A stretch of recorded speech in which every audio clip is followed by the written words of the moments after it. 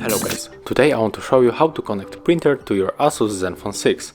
So for the first, open settings, click on the connected devices, now click on the connection preferences, tap on the printing, and now you have to go with default print service. So we have to wait until our phone find the currently printer, and here it is HP color. But of course you can also add service. So if you have, for example, a broader printer, you have to download this one plugin, and it is of course from the Google Play Store. So this is how it looks on the ASUS Zenfone 6. I hope that I'll help you guys. Leave likes, subscriptions and comments below.